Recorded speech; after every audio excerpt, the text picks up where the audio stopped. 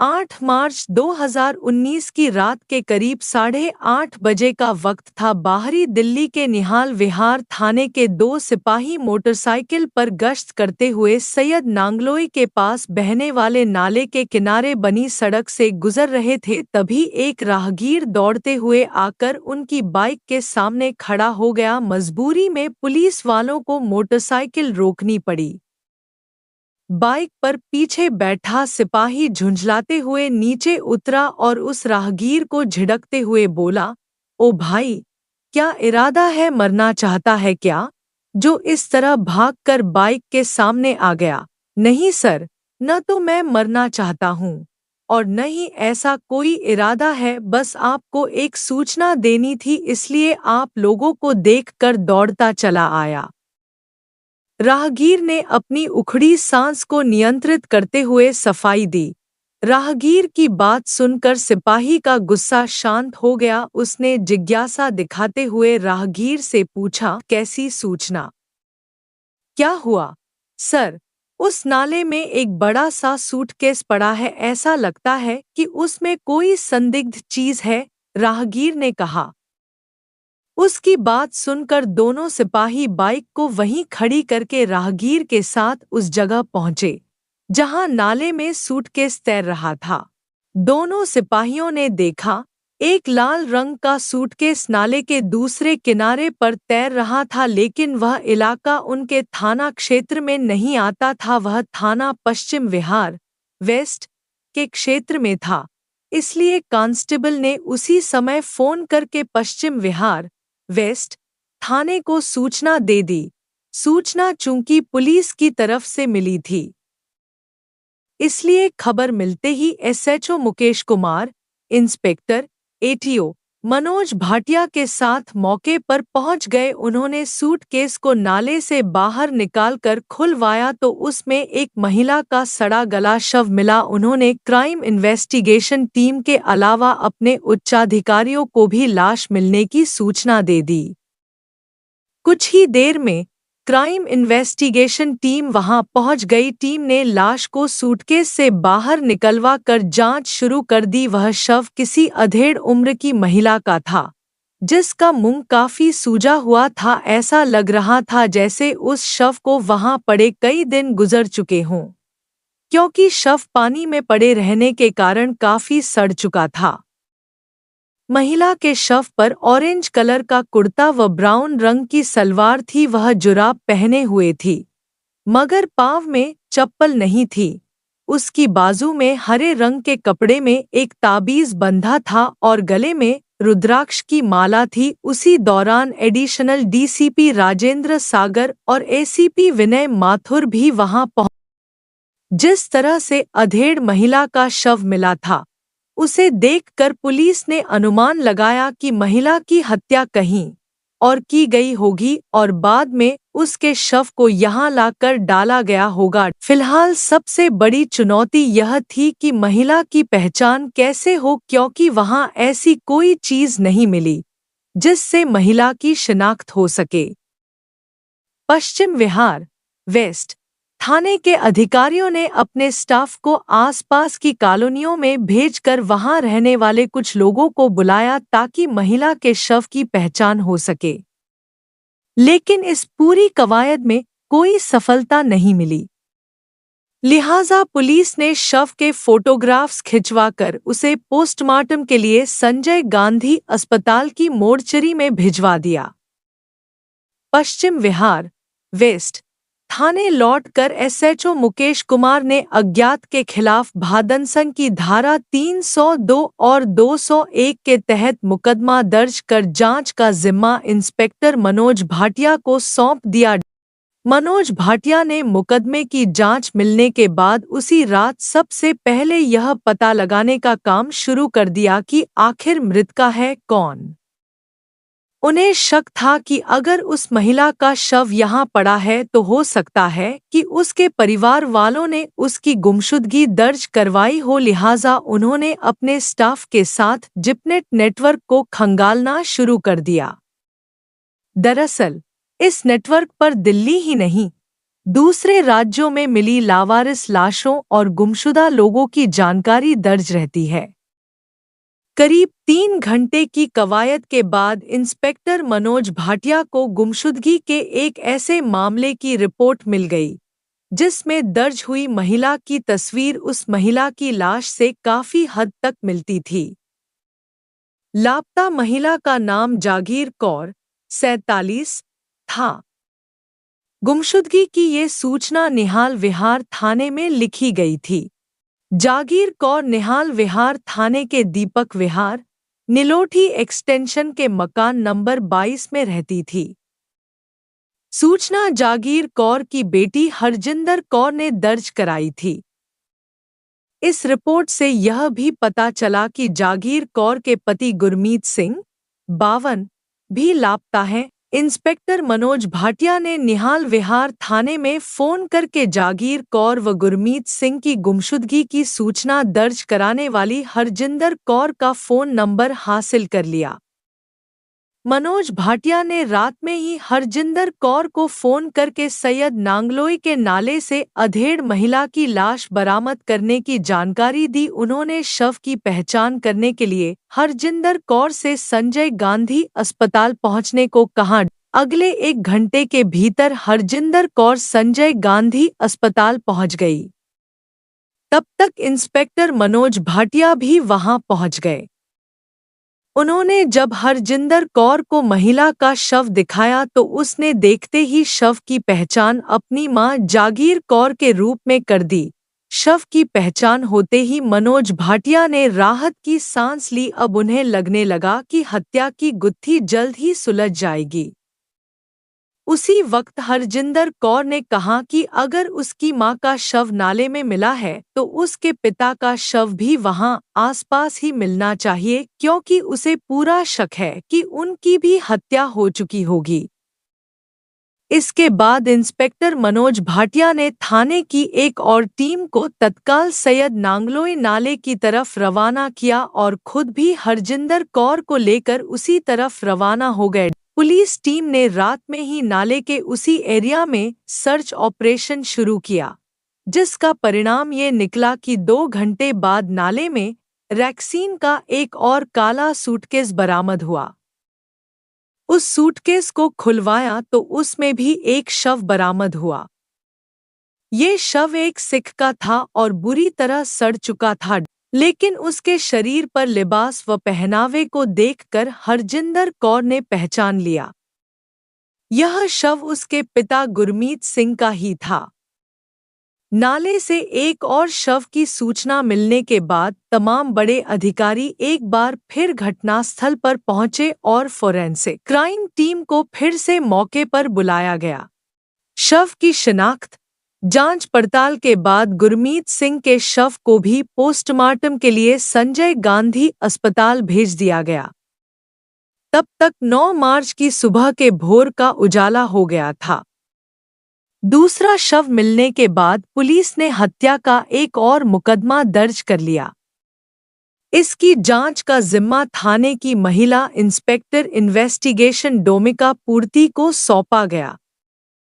हरजिंदर कौर ने इस शव की शिनाख्त अपने पिता गुरमीत सिंह के रूप में की, इसलिए जब इंस्पेक्टर डोमिका पूर्ति ने हरजिंदर कौर से पूछताछ की तो उसने साफ आरोप लगाया कि उसके माता-पिता की हत्या उसकी बड़ी बहन दविंदर कौर उर्फ सोनिया ने अपने प्रेमी राजकुमार दीक्षित उर्फ विक्रम उर्फ प्रिंस दीक्षित के साथ मिलकर की होगी।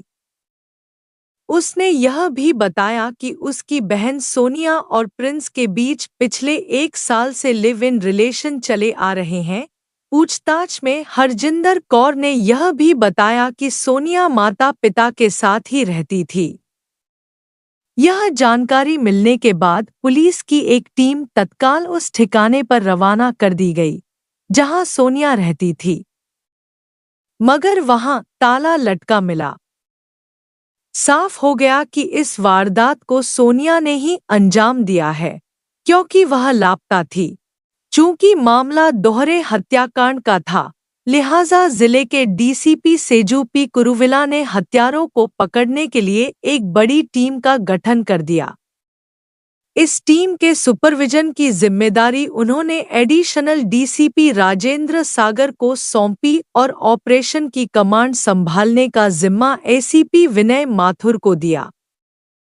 विशेष टीम में पश्चिम विहार वेस्ट थाने के SHO Mukesh Kumar, additional SSO Manoj Bhatia, Nihal Vihar थाने के SHO Dharampal Singh, SI Rituraj, ASI Anil Kumar, Mahavir, Rajendra Singh, Rajbir, Dhanraj, head constable Krishna Rathi, Subhash, Rajnish, constable Sandeep, Anil, Naveen Yadav, Virendra, Amit, Sunil और महिला कांस्टेबल दिव्या को शामिल किया गया। पुलिस की एक टीम सोनिया व उसके प्रेमी प्रिंस के मोबाइल फोन नंबरों की कॉल डिटेल्स निकालकर उसके फोन के सर्विलांस के काम में जुटी तो दूसरी टीम को उससे मिली जानकारी के आधार पर आरोपियों की धरपकड़ का जिम्मा सौंपा गया। पुलिस टीम ने जब मृतका जागीर कौर व उनके पति गुरमीत सिंह के घर के आसपास लगे कुछ सीसीटीवी कैमरों की जांच पड़ताल करनी शुरू की तो कुछ सीसीटीवी कैमरों से ऐसी फुटेज भी मिल गई जिससे साफ हो गया कि सोनिया और प्रिंस ही इस दोहरे हत्याकांड के जिम्मेदार हैं। पुलिस टीम ने सर्विलांस की मदद से लखनऊ से लेकर दिल्ली तक अपना जाल बिछा दिया, क्योंकि प्रिंस लखनऊ का ही रहने वाला था। ताबड़तोड़ छापेमारी और पुलिस की घेराबंदी का नतीजा यह निकला कि 10 मार्च 2019 की रात को पुलिस ने बाहरी दिल्ली इलाके में दिलेर मेहंदी फार्म हाउस के पास से सोनिया और उसके प्रेमी प्रिंस को गिरफ्तार कर लिया। दोनों को गिरफ्तार कर जब थाने लाया गया और पूछताछ की गई तो पता चला इस हत्याकांड को अंजाम देने के लिए प्रिंस ने लखनऊ के भाड़े के 2 हत्यारों रिंकू और दिवाकर की भी मदद ली थी। पता चला कि दोनों हत्यारों को उसने 50,000 रुपए दिए थे। दोनों सुपारी किलर रिंकू और दिवाकर लखनऊ के गोमती नगर एक्सटेंशन के रहने वाले थे। प्रिंस से पूछताछ के बाद पुलिस ने रिंकू और दिवाकर के मोबाइल नंबर हासिल कर लिए और वेस्ट थाने के एएसआई राजेंद्र सिंह के नेतृत्व में पुलिस की टीम को दोनों की गिरफ्तारी के लिए लखनऊ रवाना कर दिया। इधर अगली सुबह यानी 31 मार्च को सोनिया और प्रिंस दीक्षित को अदालत में पेश कर मनोज भाटिया ने 10 दिन के पुलिस रिमांड पर ले लिया। दूसरी तरफ एएसआई राजेंद्र सिंह की टीम ने 11 मार्च की रात को ही दोनों आरोपियों रिंकू और दिवाकर को लखनऊ के गोमती नगर एक्सटेंशन से गिरफ्तार कर लिया। अगली सुबह तक राजेंद्र सिंह की टीम उन दोनों को लेकर दिल्ली आ गई। उन्हें भी अदालत में पेश कर 10 दिन के पुलिस रिमांड पर लिया गया। चारों आरोपियों को आमने सामने बैठाकर जब पुलिस ने पूछताछ शुरू की तो पूरा सच सामने आ गया और पूरे हत्याकांड की सारी कड़ियां जुड़ती चली गईं, जिसे सुनकर हर आदमी यही कह सकता है कि ऐसी बेटी किसी की न हो। मूल रूप से दिल्ली के रहने वाले गुरमीत सिंह की शादी जालंधर की रहने वाली जागीर कौर से हुई थी। जागीर कौर और गुरमीत सिंह के 4 बच्चे हैं। गुरमीत सिंह पेशे से लकड़ी के ठेकेदार थे। वह अपने परिवार के साथ दीपक विहार, नीलोठी एक्सटेंशन स्थित अपने मकान में रहते थे। उनके 4 बच्चों में 2 बेटे और 2 बेटियां थीं। गुरमीत का बड़ा बेटा अमरजीत सिंह अपने परिवार के साथ दुबई में रहता है और वहीं सेटल है, जबकि छोटे बेटे ने दूसरे धर्म की लड़की से प्रेम विवाह कर लिया था, जिसे उन्होंने घर से निकाल दिया था, जिसके बाद उनके परिवार में बस 2 बेटियां ही रह गई थी। बड़ी बेटी दविंदर कौर उर्फ सोनिया और छोटी हरजिंदर कौर। सोनिया की शादी सन 2011 में फरीदाबाद में रहने वाले सुरेंद्र से हुई थी, लेकिन सुरेंद्र एक सीधा सादा व्यापारी था, जबकि सोनिया पढ़ी लिखी और चंचल स्वभाव की महत्वाकांक्षी लड़की थी। दोनों के विचार नहीं मिले तो उनके बीच अनबन रहने लगी। यही कारण रहा कि 1 साल पूरा होते होते सोनिया का सुरेंद्र से आपसी सहमति से तलाक हो गया और वह अपने माता पिता के घर आ गई। पहली शादी भले ही असफल हो गई थी, लेकिन माता पिता को बेटी का घर में बैठना गवारा नहीं था। लिहाजा उन्होंने उसी साल निहाल विहार में रहने वाले करुण शर्मा से उसकी दूसरी शादी कर दी। दरअसल करुण शर्मा, जो एक प्राइवेट कंपनी में काम करता था, उससे सोनिया की जान पहचान खुद ही हुई थी। दोनों के बीच जल्द ही घनिष्ठता बढ़ गई और इसी के बाद सोनिया ने माता पिता को यह बात बताई। इसके बाद दोनों की शादी कर दी गई। शादी के 5 साल तक दोनों की गृहस्थी ठीक ठाक चली। इस बीच सोनिया ने 2 बच्चों, एक बेटी और एक बेटे को जन्म दिया। लेकिन 2 साल पहले यानी सन 2017 में उसने अपने पति का घर छोड़ दिया। यहाँ तक कि वह दोनों बच्चों को पति के पास छोड़कर मायके में आ गई। इसका भी एक अहम कारण था। दरअसल जब सोनिया अपने दूसरे बच्चे को जन्म देने वाली थी तो उस दौरान उसकी छोटी बहन हरजिंदर कौर उसकी तीमारदारी करने के लिए उसके घर आई थी। हरजिंदर कौर सुंदर भी थी और जवान भी, लिहाजा पत्नी के बिस्तर पर होने के कारण पति करुण शर्मा का उसकी तरफ झुकाव हो गया था। 2 से 3 महीने में हालात ऐसे हो गए कि हरजिंदर कौर तथा करुण शर्मा के बीच संबंध हो गए। जल्द ही यह राज सोनिया को पता चल गया। दूसरे बच्चे को जन्म देने के बाद जब सोनिया ने हरजिंदर को घर भेज दिया तो उसके बाद भी दोनों का मिलना जुलना जारी रहा। कभी करुण उससे मिलने माता पिता के घर चला जाता तो कभी वह उसे बाहर बुलाकर उससे मिलता जुलता। अब करुण के लिए बीवी से ज्यादा साली प्यारी हो गई थी। 1 साल होते होते दोनों के संबंध इतने प्रगाढ़ हो गए कि सोनिया का आए दिन इस बात को लेकर अपने पति और बहन के साथ झगड़ा होने लगा। आखिर एक दिन तंग आकर सोनिया दोनों बच्चों को पति के पास छोड़कर हमेशा के लिए घर छोड़कर अपने माता पिता के घर आ गई। सोनिया माता पिता के पास क्या आई कि हरजिंदर उसके बच्चों की देखभाल के नाम पर करुण शर्मा के घर में आकर रहने लगी। कुछ समय बाद दोनों पति पत्नी की तरह रहने लगे। इस घटना के बाद से ही सोनिया का रिश्तेनातों से विश्वास उठने लगा। उसने तय कर लिया कि अब वह जीवन में सिर्फ अपने लिए जिएगी। माता पिता के घर आकर सोनिया के सामने अपनी जिंदगी को पालने का संकट था। लिहाजा उसने नौकरी की तलाश शुरू कर दी। इस दौरान जॉब पोर्टल से इवेंट मैनेजमेंट का काम करने वाले लखनऊ के गोमती नगर एक्सटेंशन निवासी प्रिंस दीक्षित का मोबाइल नंबर सोनिया को मिला। उसने इवेंट मैनेजमेंट के लिए सोशल मीडिया पर महिला एग्जीक्यूटिव की जॉब का विज्ञापन दिया हुआ था। उस नंबर पर बात करके सोनिया प्रिंस से मिलने लखनऊ गई। सोनिया माता पिता के पास क्या आई कि हरजिंदर उसके बच्चों की देखभाल के नाम पर करुण शर्मा के घर में आकर रहने लगी। कुछ समय बाद दोनों पति पत्नी की तरह रहने लगे।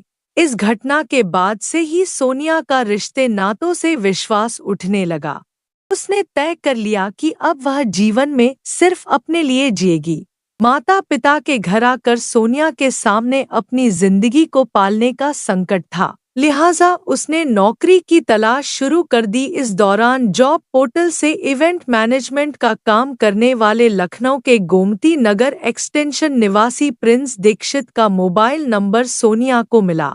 उसने इवेंट मैनेजमेंट के लिए सोशल मीडिया पर महिला एग्जीक्यूटिव की जॉब का विज्ञापन दिया हुआ था। उस नंबर पर बात करके सोनिया प्रिंस से मिलने लखनऊ गई। वहां प्रिंस को जब पता चला कि सोनिया पहले पति से तलाक के बाद दूसरे पति को बिना तलाक दिए छोड़ चुकी है तो उसे लगा कि खूबसूरत सोनिया को अगर वह अपने साथ रख ले तो उसका धंधा ही नहीं चलेगा, बल्कि औरत के बिना जिंदगी के अधूरेपन की कमी भी दूर हो जाएगी। दरअसल प्रिंस ने भी अपनी पत्नी को छोड़ रखा था। लिहाजा प्रिंस ने उसे अपने यहाँ नौकरी ही नहीं दी बल्कि अपने घर में रहने के लिए एक कमरा भी दे दिया। दोनों ही अधूरेपन की जिंदगी जी रहे थे। फिर ऐसे हालात बने कि दोनों के बीच जल्द ही जिस्मानी संबंध भी बन गए। लेकिन कुछ समय बाद सोनिया दिल्ली आ गई क्योंकि उसने कहा था कि वह दिल्ली में रहकर ही उसके इवेंट के लिए क्लाइंट देखा करेगी। दरअसल प्रिंस और सोनिया अब एक दूसरे को पसंद करने लगे थे, लेकिन सोनिया समझ गई थी कि उसे इतनी कमाई नहीं होती कि वह उसके खर्चे लंबे समय तक उठा सके। लेकिन सोनिया के दिल्ली में माता पिता के पास रहने के दौरान भी प्रिंस अक्सर सोनिया से मिलने के लिए दिल्ली आता जाता रहता था। सोनिया ने अपने माता पिता को बताया कि वे जल्द ही शादी करने वाले हैं। कुछ समय बाद ही प्रिंस को उसके घर आते जाते ये बात पता चल चुकी थी कि दोनों भाई परिवार से अलग हैं और छोटी बेटी हरजिंदर कौर के सोनिया के पति से संबंध हो जाने के बाद उसके माता पिता के पास केवल सोनिया ही थी जो उस मकान की हकदार थी। उस 100 वर्गगज के मकान की कीमत लगभग 70 से 80 लाख रुपए थी।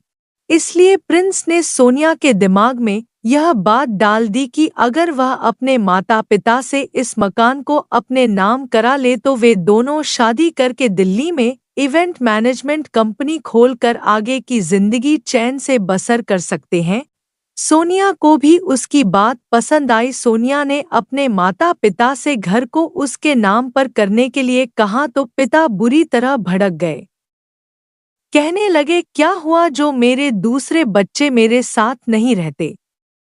अरे ये मेरी मेहनत की कमाई से बनाई गई प्रॉपर्टी है, इस पर उन सब का भी बराबर का अधिकार है। जब तक मैं जिंदा हूँ इस पर किसी एक का अधिकार नहीं हो सकता। कई बार बात करने के बाद भी गुरमीत सिंह और जागीर कौर मकान को सोनिया के नाम ट्रांसफर करने के लिए राजी नहीं हुए। अपने सपने में माता पिता को बाधक बनता देखकर सोनिया के दिमाग में उनके लिए खुराफाती ख्याल आने लगे। जब उसने देख लिया कि पिता प्रॉपर्टी उसके नाम नहीं करेंगे तो उसने सबसे पहले पिता के संदूक से उस प्रॉपर्टी के पेपर चुरा लिए। बाद में उसने प्रिंस की मदद से उन दस्तावेजों को जालसाजी करके अपने नाम करवा लिया। फिर उन दोनों ने तिलकनगर के प्रॉपर्टी डीलर बिट्टू से इस प्रॉपर्टी को बिकवाने के लिए बात की तो उसने जल्द ही एक तय रकम में इस प्रॉपर्टी को बिकवाने का वादा किया। इस दौरान प्रिंस के बहकावे में आकर उसने तय कर लिया कि अगर उन्हें माता पिता की संपत्ति हथियानी है तो उनकी हत्या करनी पड़ेगी। बस यह ख्याल आते ही उन्होंने इसकी प्लानिंग शुरू कर दी। संयोग से मौका भी जल्द ही मिल गया। अपने पिता की मौत हो जाने के कारण 10 फरवरी 2019 को जागीर कौर पंजाब के जालंधर स्थित अपने मायके चली गई थी। पिता गुरमीत सिंह के घर में अकेले होते ही सोनिया ने प्रिंस से बात की और कहा कि पापा घर में अकेले हैं, मौका अच्छा है, तुम जल्दी दिल्ली आ जाओ। प्रिंस समझ गया कि अकेले यह काम उसके वश का नहीं है, लिहाजा उसने लखनऊ के गोमती नगर एक्सटेंशन में रहने वाले 2 परिचितों रिंकू और दिवाकर से बात की। दोनों लूट, चोरी व डकैती करते थे।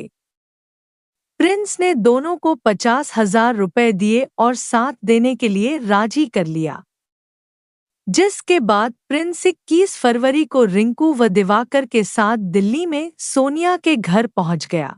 उसके घर पहुंचने से पहले ही सोनिया ने रात को अपने पिता को दी गई चाय में नींद की गोलियां पिलाकर बेसुध कर दिया।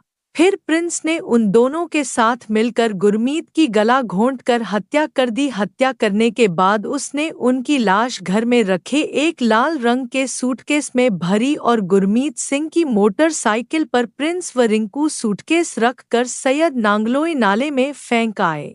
सोनिया के लिए अच्छी बात यह थी कि पिता की खैर खबर लेने वाला कोई नहीं था। कई दिन ऐसे ही गुजर गए। इसी बीच जागीर कौर ने सोनिया को फोन करके बताया कि वह 2 मार्च को दिल्ली लौटे। यह सूचना सोनिया ने अपने प्रेमी प्रिंस को दे दी। जागीर कौर 2 मार्च की रात को दिल्ली लौट आईं। जागीर कौर ने घर आते ही सोनिया से अपने पति गुरमीत सिंह के बारे में पूछा, तो सोनिया ने जवाब दिया कि उनकी तबीयत खराब है और वह अस्पताल में भर्ती है। जागीर कौर ने पूछा कि ऐसा उन्हें क्या हुआ जो अस्पताल में भर्ती करना पड़ा। मम्मी, अचानक उन्हें हार्ट अटैक हुआ था। मैंने आपको फोन करके इसलिए खबर नहीं दी कि आप और परेशान हो जाएंगी, क्योंकि नाना जी की मौत पर आप पहले से दुखी थी। सोनिया ने बताया, कल मैं अस्पताल चलूंगी।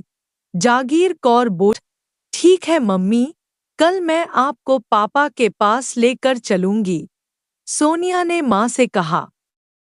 इसके बाद सोने से पहले सोनिया ने उन्हें पीने के लिए चाय दी और उसमें उसी तरह नशे की गोलियां मिला दी जैसे पिता को बेसुध करने के लिए चाय में मिलाई थी। चाय पीते ही जागीर कौर पर मूर्छा छा गई और वह गहरी नींद सो गई। 2 मार्च को प्रिंस रिंकू के साथ लखनऊ से दिल्ली आ चुका था। सोनिया द्वारा फोन करने पर प्रिंस रिंकू को लेकर सोनिया के घर पहुंच गया। वहां पहुंचकर प्रिंस और रिंकू ने उसी तरह गला दबाकर जागीर कौर को भी मार दिया जैसे गुरमीत सिंह को मारा था।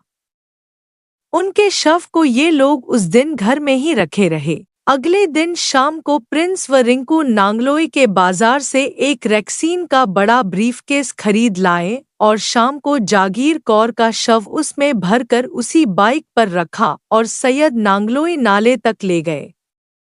उन्होंने उसी जगह पर जागीर कौर के शव से भरे सूटकेस को भी फेंक दिया जहां गुरमीत सिंह के शव को फेंका था। बाद में उन्होंने गुरमीत सिंह की मोटरसाइकिल पश्चिम विहार के एक मॉल की पार्किंग में खड़ी कर दी। प्रिंस दीक्षित अगली सुबह रिंकू के साथ लखनऊ चला गया। 4 मार्च 2019 की सुबह गुरमीत की छोटी बेटी ने जब अपनी मां को फोन किया तो उनका फोन बंद मिला, क्योंकि उसे पता था कि मां 2 मार्च की रात को दिल्ली वापस लौटी होंगी। इसलिए वह उनकी कुशलता का समाचार लेना चाहती थी। जब मां का फोन बंद मिला तो हरजिंदर कौर ने सोनिया को फोन करके मां से बात कराने को कहा। तब सोनिया ने बताया कि मां अभी दिल्ली नहीं पहुंची है। यह सुनकर हरजिंदर परेशान हो उठ। कई दिनों से उसके पिता का फोन भी बंद आ रहा था। हरजिंदर को लगा कि कहीं कुछ गड़बड़ जरूर है, लिहाजा उससे रुका नहीं गया और वह 4 मार्च की दोपहर को पिता के घर निलोठी एक्सटेंशन पहुंच गई। वहां मां और पिता दोनों ही नहीं थे। पूछने पर सोनिया भी कोई सही जवाब नहीं दे सकी कि वे कहाँ हैं। जालंधर में ननिहाल फोन करने पर यह बात साफ हो चुकी थी कि मां तो 2 मार्च की सुबह ही वहां से दिल्ली के लिए चली गई थी। हरजिंदर समझ गई कि कुछ न कुछ गड़बड़ जरूर है, क्योंकि उसे यह भी पता था कि सोनिया मम्मी पापा पर पिछले कुछ महीनों से मकान को अपने नाम पर कराने का दबाव बना रही थी। लिहाजा उसने 4 मार्च को ही निहाल विहार थाने में अपने माता पिता की गुमशुदगी की सूचना दर्ज करा दी। हालांकि हरजिंदर कौर ने गुमशुदगी दर्ज कराते समय निहाल विहार थाने की पुलिस से साफ कहा था कि उसके माता पिता की गुम होने के पीछे उसकी बहन सोनिया व उसके प्रेमी प्रिंस दीक्षित का हाथ हो सकता है। लेकिन पुलिस ने हरजिंदर की शिकायत पर गंभीरता से न तो जांच की और न ही कोई कार्रवाई की। इस दौरान जब माता-पिता दोनों की हत्या हो गई तो सोनिया व प्रिंस तिलक नगर के प्रॉपर्टी डीलर बिट्टू पर मकान को जल्द बिकवाने का दबाव बनाने लगे। वे दोनों हत्या के बाद प्रॉपर्टी बेचकर कहीं दूर भागने की फिराक में थे। जब पुलिस ने नांगलाई के नाले से पहले जागीर कौर फिर उनके पति गुरमीत सिंह के शव बरामद कर जांच पड़ताल शुरू की और सोनिया व प्रिंस फरार मिले तो उनके मोबाइल फोन को सर्विलांस पर लगाया गया।